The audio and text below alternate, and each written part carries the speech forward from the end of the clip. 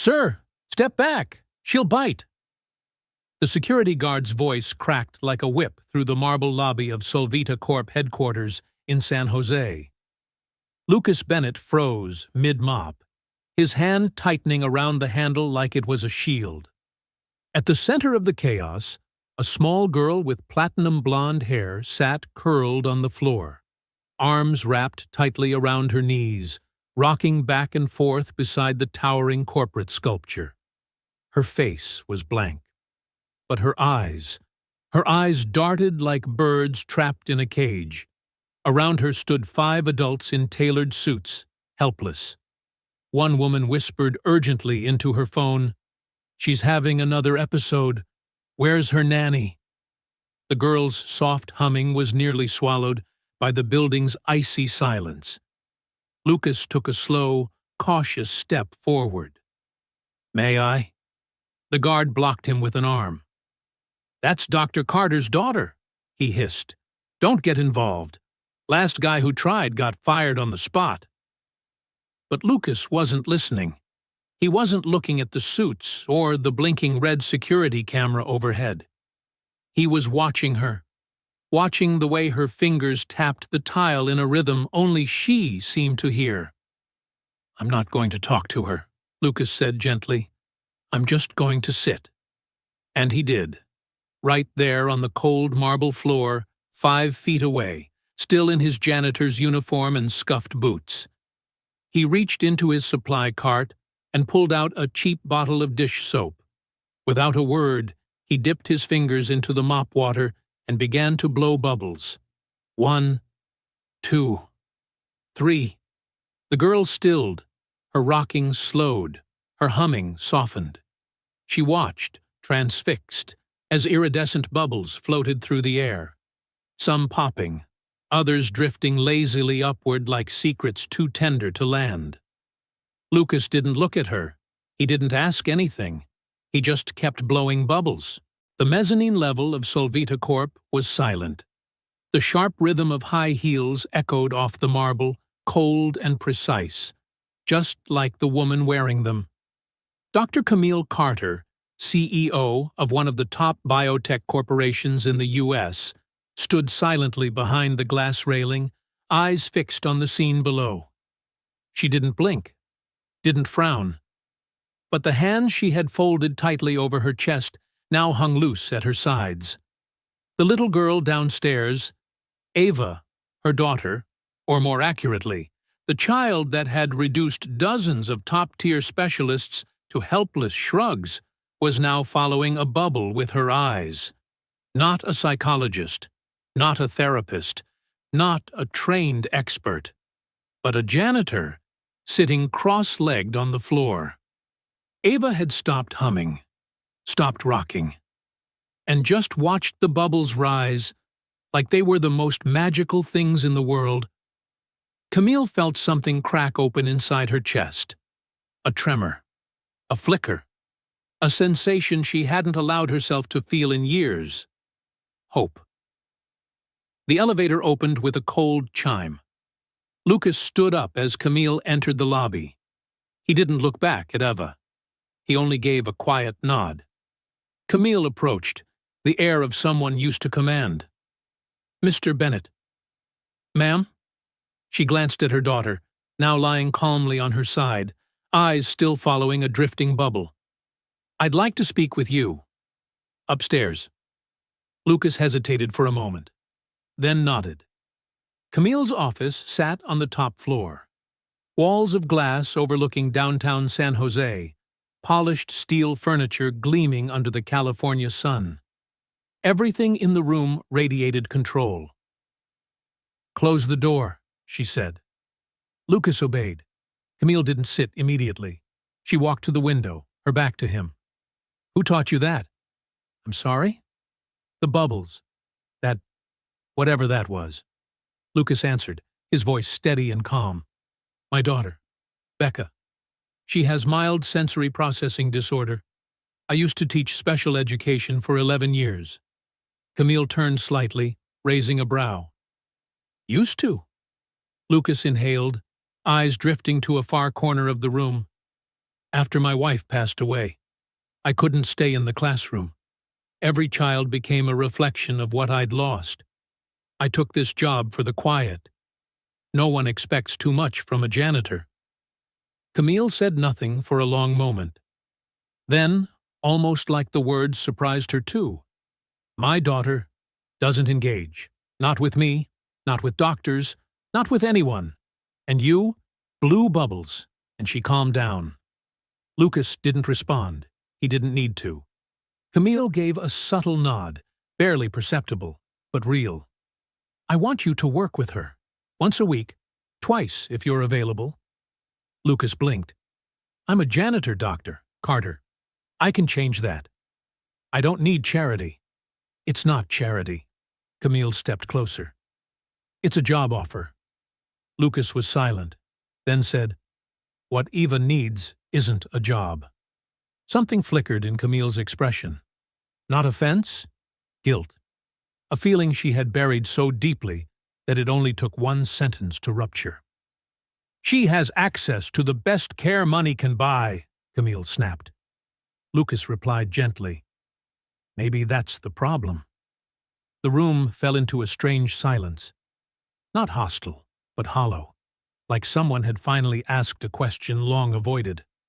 Then Lucas said, If I say yes, it's under one condition. Camille crossed her arms. Which is? I don't work for you. I work with Ava. And when I'm with her, no observers, no cameras, and absolutely no clipboard psychologists lurking in the corner. Camille studied him, long enough for him to wonder if he'd just cost himself everything. Then, slowly, she nodded. My assistant will contact you. Lucas nodded once. Then we'll see if she's ready. He turned to the door. Wait, Camille called after him. The bubbles. What color were they? Lucas glanced back with a faint smile. Blue. Always start with blue. It calms the chaos. The door closed with a soft click, but the echo of his words lingered, like a whispered prayer in a cathedral no one had entered in years. 2 days later, at exactly 5 p.m., the doorbell of the Skyview penthouse chimed.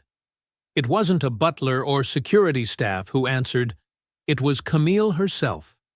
She was dressed unusually casual, a light blue button-down with sleeves rolled up to her elbows, barefoot. Her hair was pulled into a neat bun, but her eyes held something uncertain. Standing at the door was Lucas, same simple attire as before. But this time, a young girl stood beside him, her small hand in his. This is Becca, Lucas said. My daughter. She knows the rules.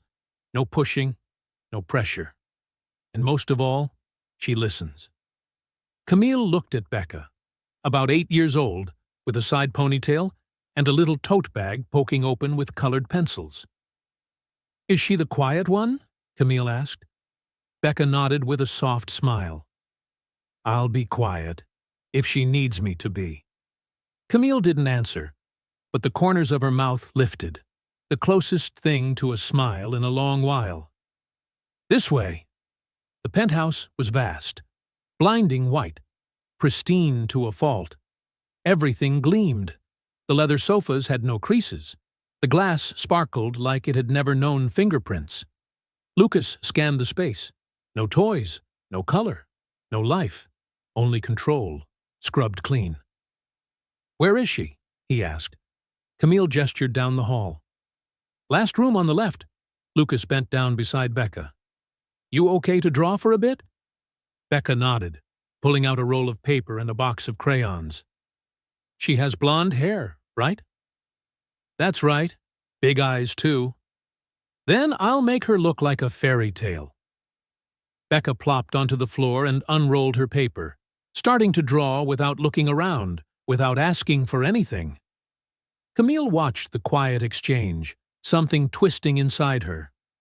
She didn't need permission, didn't ask for approval or performance. She just existed.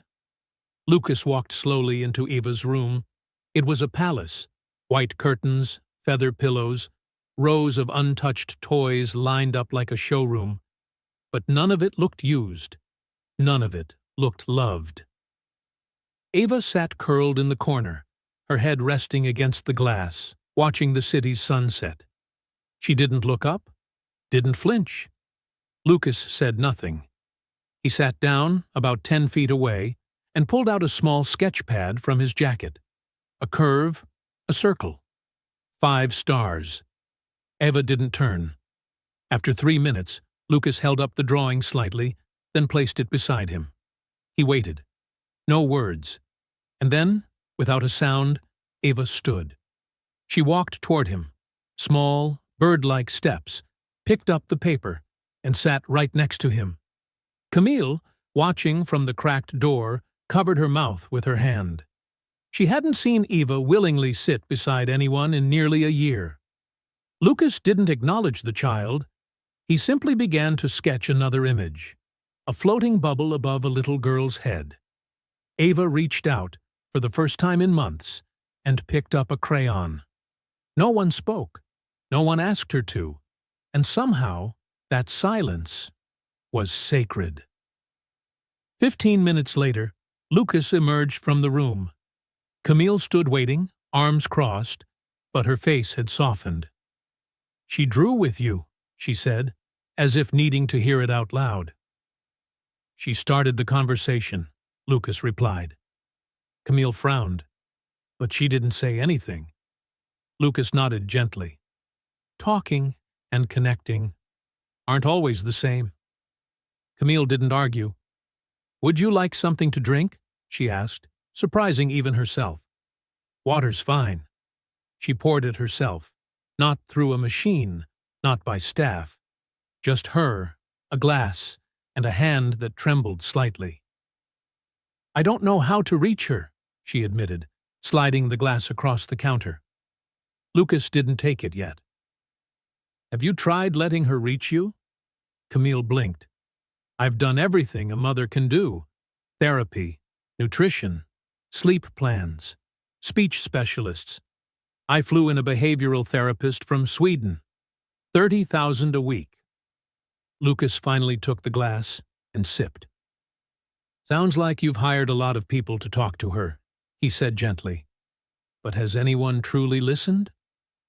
Her voice tightened. "I listen. I rearranged my whole life for her." Lucas met her eyes. "But did you rearrange your heart?" The silence that followed wasn't sharp. It was hollow, like a space someone had tried too hard to fill, with the wrong things. That day, Lucas brought nothing but a sketch pad and a worn-out box of pencils. No toys, no charts, no clinical tools, just time and silence. Eva was already in her room, sitting in her usual spot by the glass window overlooking the city. Her head tilted slightly, her fingers clutching a frayed blue string. She didn't look up when Lucas entered. He didn't say her name, didn't try to draw attention, didn't smile. He simply stepped in, sat down a few feet away, and quietly opened his sketch pad. A curved line, a spiral, a bubble. Each stroke breathed patience. Slow, calm, unintrusive. Eva glanced sideways, didn't turn her head, but one hand stilled, no longer twirling the string. Lucas didn't react. He just kept sketching. A simple room appeared on the page, a small girl sitting by a window, looking out at a sky filled with floating orbs, bubbles. He didn't offer her the drawing. He just placed it gently on the floor between them and began a new one. Then, after about 5 minutes, Eva stood up, step by step. Cautious, delicate, like a kitten afraid of waking something asleep. She picked up the drawing, said nothing, and returned to sit beside Lucas. Not close, but close enough to see the lines on the paper. Lucas continued drawing. Another bubble, but this time, inside it, a lollipop. A little sweetness held in a fragile shell. Eva tilted her head. Her tiny fingers slid toward the box of colored pencils. She picked out blue. And then, like a silent ritual, Eva began to color a blank corner of the page. No one said a word. No one asked her to. And in that moment, silence itself felt like a sacred bond. Outside in the living room, Becca was still drawing. Camille stepped out, surprised to see the girl not running around, not talking, just quietly coloring a scene. Two girls sitting under a tree. Camille sat across from her. "What are you drawing?" Becca looked up. "Me, and a new friend." "A friend?" Becca nodded. "I don't know if she wants to be friends yet, so I drew her sitting a little far away." Camille stayed silent. "I'll wait," Becca said simply. "When she's ready, she'll move closer." The words, gentle and childlike, struck something deep inside Camille. When she's ready, not when I'm ready. Back in Eva's room, the air remained as still as dawn. Lucas had shifted from pencil to watercolor. He dipped his brush into a small jar and dabbed soft blue dots in the corner of the page, like sky. Eva watched every movement. Her hand twitched, then reached for a second brush nearby. Lucas didn't speak. He simply tilted the jar of water toward her. An invitation without words.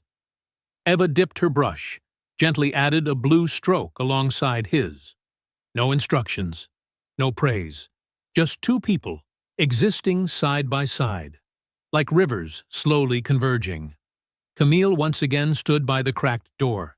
She wasn't filming, wasn't taking notes, wasn't giving orders. She was simply watching. For the first time in years, she saw Eva do something because she wanted to, not because someone told her to. Her daughter was choosing to connect. Not with words, but with color, with proximity, with trust that rose from quiet. Nearly an hour later, Lucas stood up. "Would you like to draw again tomorrow?" he asked softly, not looking at her, just letting the question float. No response. But as he stepped out of the room, Eva gently laid down her brush. On the paper, a simple drawing, a single blue bubble, and inside it, a tiny heart. "Dinner at 6. Nothing formal. I want to try something." The text from Camille came at noon. Short, no exclamation marks, no polite pleasantries. Lucas read it 3 times, then turned to Becca. "Would you like to have dinner at your new friend's house?" Becca's eyes lit up. "Will Eva be there?" "Yes." "Then definitely yes." That evening, the private elevator carried the father and daughter to the top floor of Skyview. Lucas wore one of his rare, freshly ironed white shirts. In his hand was a bouquet of wildflowers wrapped in old newspaper from the weekend farmer's market. "Always bring something alive," his late wife used to say. "When you walk into someone's world, bring a breath of kindness with you." Becca clutched a small fabric tote containing her handmade dinner menu. Dancing grapes, a smiling slice of bread, a sun made of spaghetti. Camille greeted them at the door. No heels or blazer today. Just a navy blouse and soft linen pants. Her hair still tied back, but she was barefoot. "You brought flowers?" she asked, surprised. "For the room," Lucas replied. It needed something still breathing. Camille blinked. "I think that includes us tonight."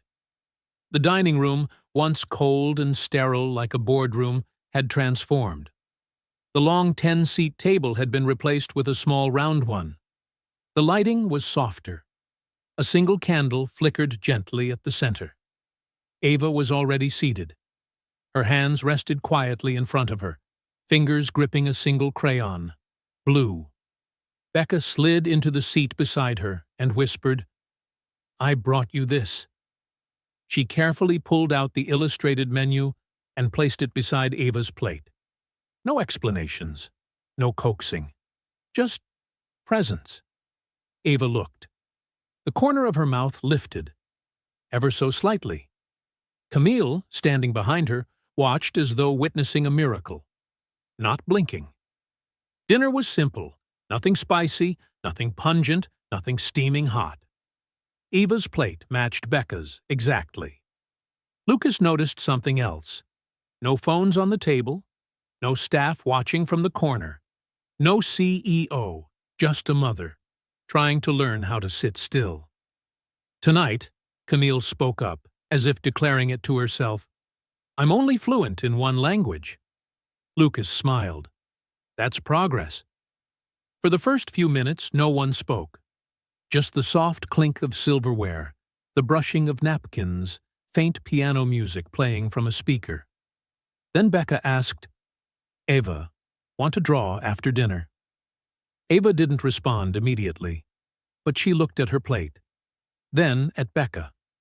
Then reached out and picked up a small spoonful of mashed sweet potatoes, placed it in her mouth. Lucas froze. His entire body seemed to hold its breath. Becca smiled casually, as if it were the most normal thing. "Yay, let's eat together." Camille hadn't realized she'd been holding her breath too. She exhaled slowly, her hands trembling slightly as she lifted her water glass. Lucas leaned toward her and whispered, "She didn't eat breakfast, did she?" Camille nodded. "Or yesterday. Now she's choosing to. Choosing this moment. This presence." Camille looked at her daughter, eyes glistening. "Why does it feel like I've missed every important moment?" Lucas didn't answer right away. He murmured, "Then let her lead." The two girls ate slowly. No one rushed them. Eva hummed a soft note under her breath, a sound barely there, like a language unsaid. Then she reached out, gently touching the back of Becca's hand. Camille gasped softly, not loudly, but enough that Eva flinched. Lucas raised a calming hand. "It's okay. It's all right." Eva looked at her mother, then at Lucas, then spoke, so softly, so clearly. "Blue." Camille dropped her fork. Lucas swallowed. "She remembers the bubbles." Eva nodded faintly. Becca whispered, "She uses colors to speak. It's how she feels safe." Camille pressed her lips together, fighting emotion. "I used to paint before I started the company. Watercolors. My studio was painted blue." Lucas looked at her. "She didn't forget. You did." 2 weeks after that dinner, the very thing Lucas had feared finally happened. That morning, Camille entered the company's boardroom with a heavy heart. On the large screen were sensational headlines plastered across various media outlets. CEO Camille Price hires janitor to treat her daughter's mental health? A specialist or a scam artist? The bubble-blowing man, a new symbol of corporate irresponsibility? Greg, the head of PR and Camille's right-hand man, stood at the front, tossing a stack of printed articles onto the table. This is all over LinkedIn, Twitter, even investor forums. The shareholders are livid. The board is questioning your leadership. Camille said nothing. She stared at the bold font on the screen. Lucas, Eva. Their names swept into a media frenzy they never asked for. Greg continued, his voice sharp. "I called Lucas this morning. Told him to suspend all sessions. This isn't personal anymore. This is corporate reputation." Camille looked up. "You ordered him?" "Number one spoke on your behalf. And if you want to keep this seat, you won't reverse that decision." Meanwhile, back at home, Lucas quietly packed up some of Ava's drawings. Messy, layered strokes, chaotic reds and blacks, and in the center, a small blue circle. Fragile, but clear. Becca sat beside him, whispering, "Dad, I think she was about to tell a story. With colors. We can't leave now." Lucas gave her a soft smile, brushing a lock of hair from her face. "There are stories, honey, that adults will never understand if they only care about headlines." The doorbell rang. It was the mail carrier. A simple envelope, yet impossibly heavy. Notice of suspension of cooperation. Signed, Camille Price, CEO of Skyview Group. Lucas stood there for a long time. He wasn't angry, not even disappointed, just sad. Sad for Ava. That day, Ava sat alone in the living room, waiting for the door to open, waiting for the footsteps of the man with the gentle eyes.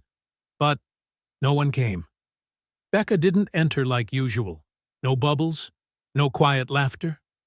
Eva began to tremble. Her hand clenched a colored marker so hard the tip snapped. She screamed, not with sound, just a flurry of frantic behavior, throwing, hitting, hiding under the table. Camille rushed in, tried to hold her, but Ava flailed like she'd been touched by fire. "She's losing it!" a panicked nanny gasped. Camille knelt beside her daughter, eyes brimming with tears. "What do you need, sweetheart? It's Mommy. I'm right here." But Eva only cried out one word, over and over again. "Blue! Blue! Blue!" Camille froze. It wasn't a color. It was a name. It was safety. That night, Camille stood alone in her high-rise office. The city lights behind her sparkled like hollow stars. She pulled up the smart home camera footage from earlier that day. The moment Eva broke down and collapsed. Camille started to cry. She remembered every board meeting she'd prioritized, every interview she did to protect the company, every time she silenced her heart to maintain control. "I fought for the company, but not hard enough for my child." She picked up her phone, searched for Lucas's number. Her finger hovered over the call button. This time, she didn't let reason get in the way. Ring. Ring. "Lucas, it's me, Camille. I was wrong." Her voice cracked. "Not about the media, not about the reputation, but about Eva. I can't lose her, and I can't help her without you." A long pause. Then Lucas replied simply, "Then let her lead." The next morning, Lucas had just dropped Becca off at school and was brewing a quiet cup of coffee in his small kitchen when he heard a knock. Not the doorbell, just a few gentle, hesitant taps, as if the person outside wasn't entirely sure they were welcome. He opened the door. Camille was standing there. Not CEO Camille, not the one with tailored dresses, dark sunglasses, and a driver waiting below. Just a mother, wrapped in a wrinkled coat, hair tied hastily, eyes red-rimmed from tears she hadn't bothered to conceal. Lucas said nothing. Camille clutched the strap of her purse a little tighter and spoke. "For the first time in my life, I'm showing up with no title. Not as a CEO, not as the head of a board, just as the mother of a little girl named Ava. And I don't know what to do if she loses the only connection she just barely found." Lucas looked at her for a long moment. Then he nodded. No judgment, no lecture, just understanding. The penthouse. For the first time, Camille entered without a line of assistants trailing behind her. Ava sat curled up in the corner, hugging her knees, her eyes distant and glassy. But the moment Lucas stepped in, something shifted, not loudly, but like the subtle rustling of leaves at the edge of a new season. Lucas didn't speak. He simply sat down, reached into his bag, and pulled out a small stack of blank paper and a box of colored pencils. He placed them gently on the floor and waited. Camille sat nearby, a respectful distance away. She didn't call out to her daughter or reach for her. She just watched her, as though really seeing her for the first time. Ava hesitated. Then, slowly, almost cautiously, she crawled toward the paper. She began to draw. A house, a window, a grown-up in a blue shirt, a little girl with a ponytail. It was Lucas and Becca, two people whose names Ava had never spoken aloud, yet now appeared in color. Then she paused, staring at the page. She picked up a crayon again, but didn't add anything. Lucas remained silent. Camille gently approached, kneeling beside her daughter. Ava turned toward her, just a glance, hesitant but searching, as if to ask, "Are you still here?" Camille reached out and placed her hand lightly on the blank space of the drawing, where a third person should have been. "You don't have to finish it," she whispered, "but I'll stay, as long as it takes." Ava blinked. Then, with a sudden decision, she grabbed the blue crayon again and traced a soft line into that empty space. Not a full figure, not a face, just a streak of color. But it was enough. The picture no longer felt incomplete. Camille covered her mouth, fighting back a sob. That night, Camille and Lucas sat on the rooftop terrace, each with a mug of tea in their hands. The city stretched out beneath them in a quiet hum of headlights and wind. No press, no board meetings, no performance, just a mother and a man who listened. "You know," Camille murmured, "I always thought I had to be perfect to deserve being her mother." Lucas gave a small smile. "Perfection never helped anyone listen better." She turned to him, eyes shimmering. "They can take my title, shred my reputation, but I won't let anyone take Eva away from me again. Not even if that person is me." Lucas nodded gently. "Then we start again." The next morning, when Becca returned to the penthouse with her father, Eva was already waiting by the door. In her hands was a drawing. She didn't give it to Lucas. She handed it to Camille. A new picture. 3 people. No empty space. News about Camille Langford, the CEO who once lost control of her company for prioritizing her daughter, had flooded the media.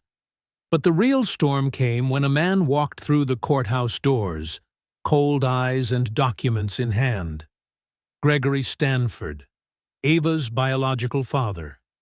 For 3 years he hadn't called, hadn't visited once. But now, with Camille's reputation teetering, he appeared, backed by a team of lawyers, demanding custody.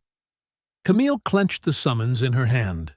She didn't cry, but her fingers trembled as she stared at the name of the man who used to be her partner, now trying to take away the only light left in her life.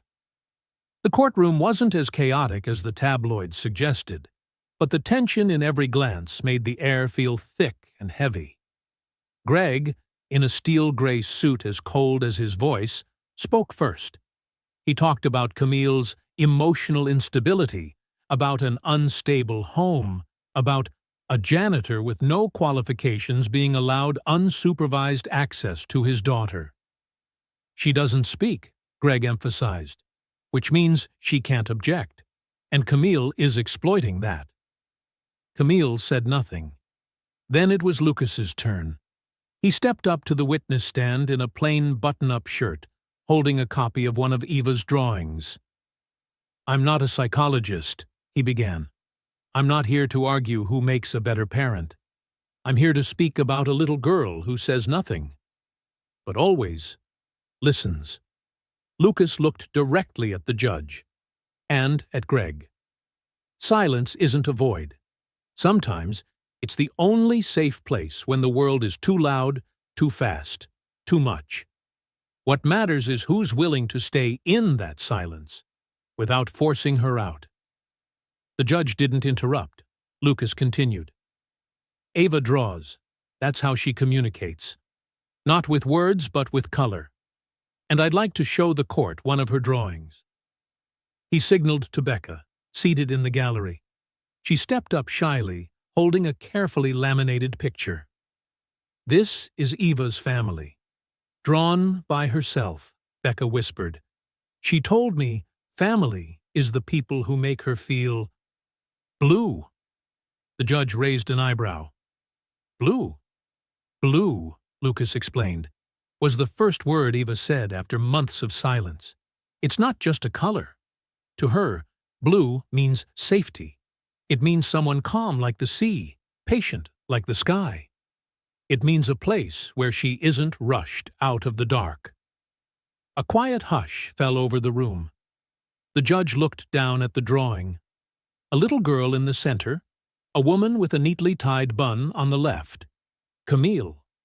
On the right, a man with round glasses and a soft blue shirt, Lucas. Beside them stood a smaller girl, holding a box of crayons, Becca. All three were framed in a sky of soft blue. There was no image of Greg, no trace of anyone else.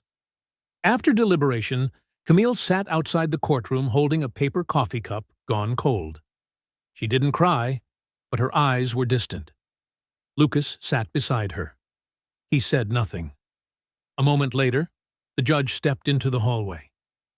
"Miss Langford," he said, "this court doesn't just consider resumes or reports. It considers who stays. When a child doesn't have the words to ask for help." Camille held her breath. "Custody is awarded to you." She exhaled, soft and quiet. No tears, no cheers, just her eyes glistening as she looked at Lucas, then at Becca, who stood across the hall holding Eva's hand, pointing up at a cloud drifting across the glass ceiling. Eva smiled. After the trial, the late afternoon sunlight over New York felt strangely lighter. Camille no longer had to dodge the press, nor answer questions about corporate image or her CEO title. Instead, she poured all her energy into a new project, not for reputation, but for Eva. The idea began one evening when Eva quietly handed her mother a drawing. On the page, gone were the anxious, tangled lines. Instead was a room filled with circles of blue, pale yellow, and pastel purple. In the center, 3 people sat on the floor, holding hands, gazing in the same direction. Eva wrote simply, "A safe place." Camille hugged her tightly, for the first time feeling no need for perfect words. She simply whispered, "We'll build a place like this, not just for you, but for anyone who needs to belong." A month later, a new sign hung over an old downtown building, Solvita Room. Lucas was the one who designed the space. No assessments, no standardization, just colors, silence, and freedom. The main room was flooded with natural light, with no forgotten corners. Beanbags replaced stiff chairs and tables.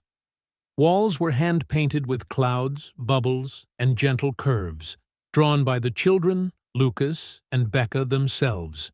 Every corner was painted a different color, not to divide by function, but so children could choose where they felt safest. The blue corner? Quiet, for those who wanted to watch from afar. The yellow corner? Warm light and plenty of paper for anyone wanting to create. The purple corner? Soft cushions and gentle music, for those who needed a virtual embrace. Becca was in charge of the bubble corner, where anyone could blow rainbow soap bubbles, a reminder that small joys can soothe even the fiercest storms inside. No one asked, "What's wrong with you?" They only asked, "What color do you like today?"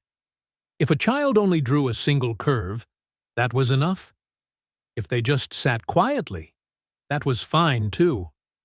On opening day, Eva entered the Solvita room with her very first drawing. A family not perfect, but all smiling. Reporters were present, but this time no one focused on CEOs or past scandals.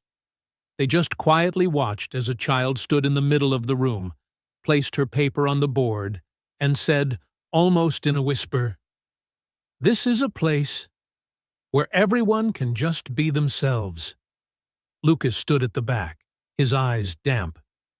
Camille held her daughter's hand, unafraid of any camera. A mother led her autistic son forward. "How do you feel?" The boy pointed to the blue corner, then ran to hug a pillow. No words needed. Another little girl, leaving her mother's side for the first time, immediately ran over to Becca to learn how to blow bubbles. Laughter rose like the morning sun. That afternoon, after everyone had gone, Camille, Lucas, Ava, and Becca sat together by the window, watching the last rays of sunlight dance across the walls. Ava spoke, not with words, but by taking her mother's hand and placing it in a jar of ocean blue watercolor. "Will you paint with me?" Camille smiled, realizing happiness doesn't come from fixing her child, but from creating together a space where wounds are allowed to exist, and every heart has the right to be heard. On a quiet Sunday afternoon, the Solvita room was calmer than usual. Sunlight slipped through the windows, scattering soft yellow streaks across the floor, now covered with the colorful stains left by children. Becca and Eva sat together in the yellow corner, where stacks of drawing paper, crayons, watercolors, and carefully sharpened colored pencils surrounded them. Becca was busy sketching a tri-colored puppy, while Eva quietly chose her colors, arranging the boxes in neat order, her eyes intent as if she were sorting the whole world. Camille stood by the door, arms around a stack of documents, planning to check her emails while the girls drew. But when she saw Eva, she paused. Not because she was called, but because a peacefulness filled the room, the kind she hadn't felt in a long, long time. Eva gently placed a blank sheet in front of her. Then, without looking up, she spoke, her voice soft but clear. "Mom, come draw with me." Camille froze for a moment. For the first time in years, Eva had invited her to do something. Not a doctor's appointment, not a therapy exercise, just to draw together. Becca gently pulled a little wooden chair toward her. "Miss Camille, sit here with us."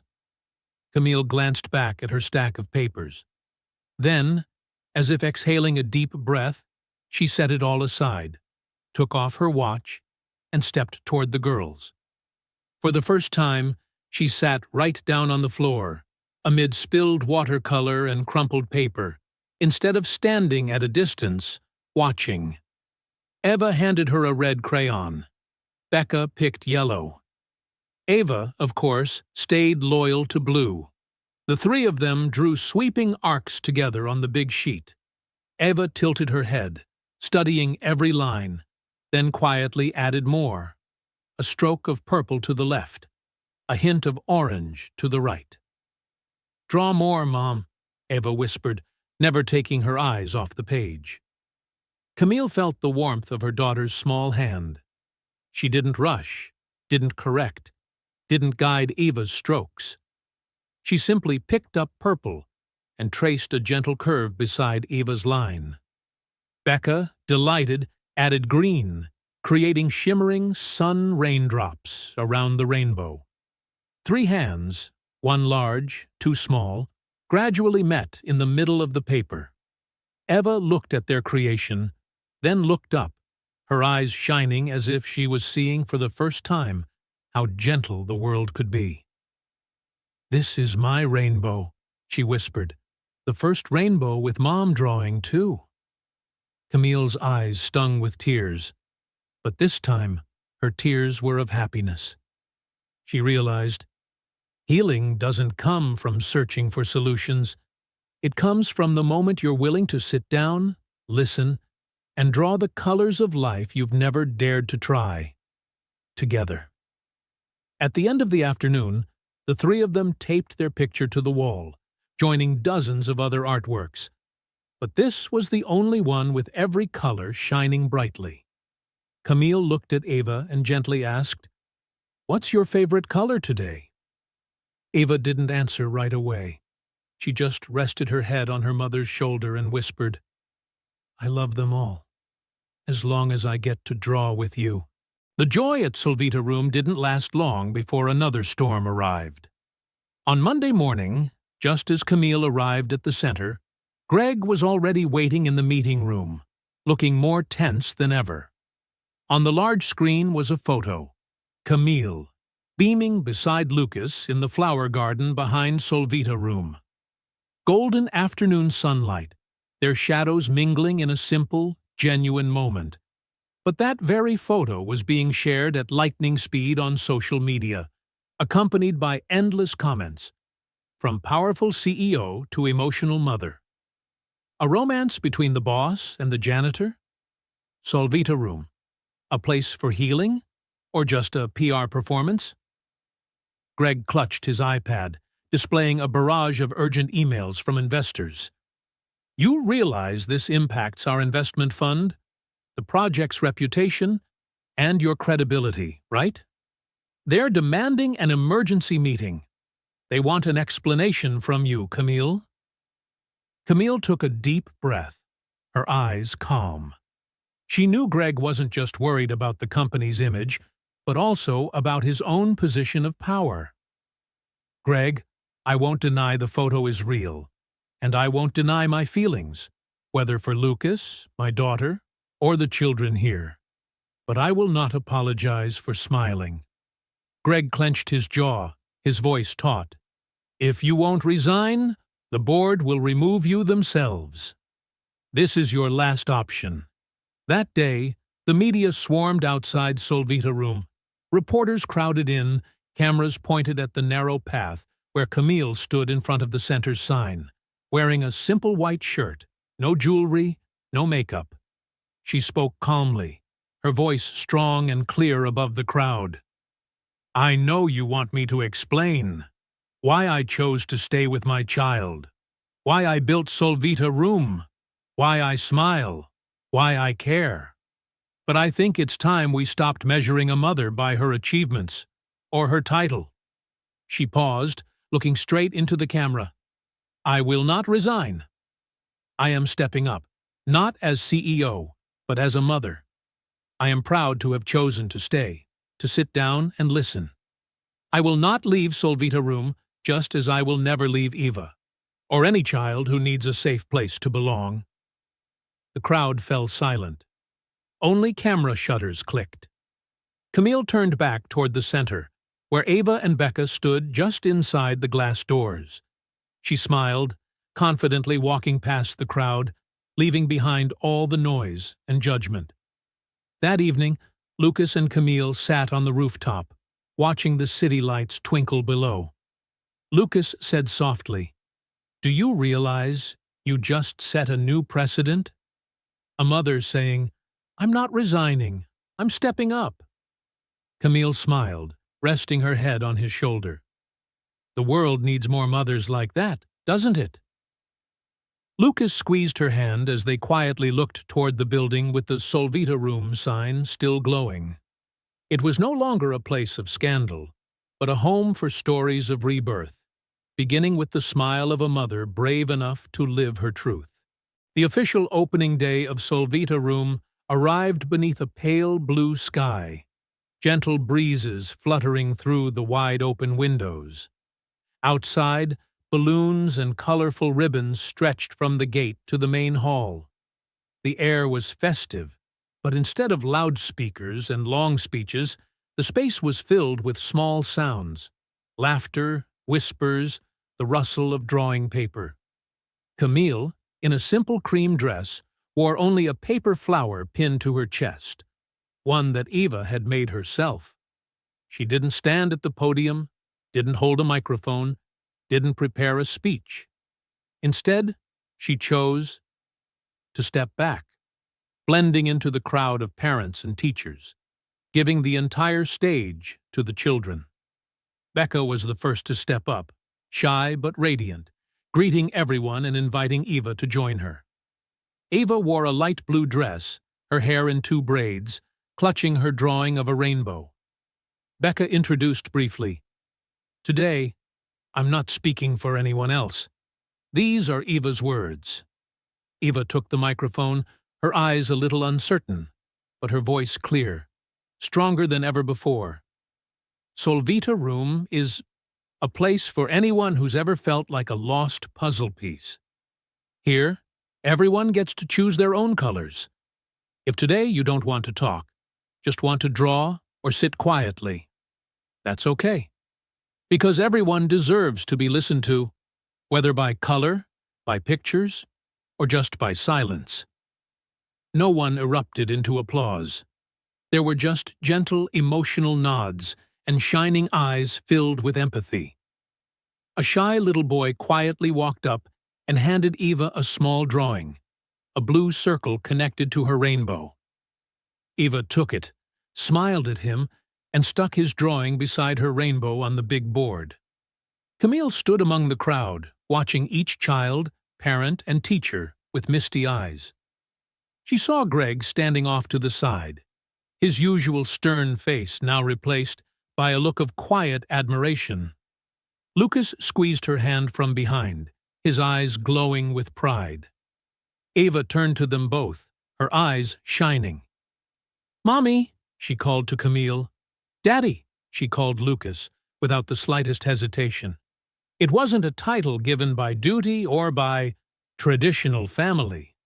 It was the voice of connection, of emotion, and trust. Lucas sniffled, trying to hide his feelings. Camille hugged her daughter, speechless. There was no grand leader's speech that day. Only laughter, soft singing, new pictures going up on the wall, and arms wrapping around each other in a flood of color.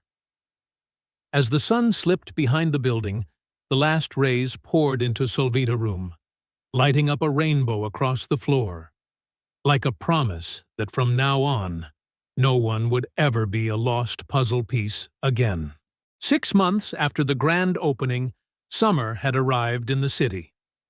A gentle breeze carried the scent of fresh grass and the sound of bird song, mingling with the golden sunlight that spilled across the New York sidewalks. The community around Solvita room had changed too. Curiosity had given way to trust and genuine friendliness. That Saturday morning, the community garden behind Solvita room reopened for the first time in years. The wooden fence was newly painted, flower beds carefully replanted, and a small corner filled with pots tended by Eva and Becca themselves. Colorful flags fluttered along the path. Wooden tables sat in the shade of ancient oaks. Children laughed, and parents chatted under the trees. Camille stepped out onto the porch, holding a cup of tea, taking in the vibrant garden scene.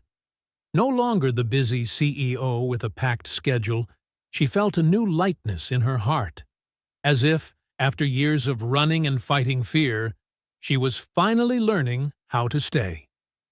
Lucas sat on the steps with a box of watercolors and a few blank sheets. Becca arranged plastic cups for a rainbow bubbles game. Eva sat beside them, her hair loose, eyes thoughtful as she gazed at the paint box, choosing, for the very first time, a stick of yellow. Camille watched quietly, her heartbeat slowing. Ever since Eva had first said blue, that had always been her only color. But today, she reached for yellow, then painted a big sun in the corner of her paper, radiant and bright. Lucas smiled in encouragement. Becca added a few lavender clouds, green raindrops, and a sweeping rainbow. Eva turned to her mother, holding out the yellow crayon, and whispered, "Mom, will you draw with me?" Camille said nothing. She just sat beside her daughter, picked up an orange crayon, and drew another sunbeam next to Eva's.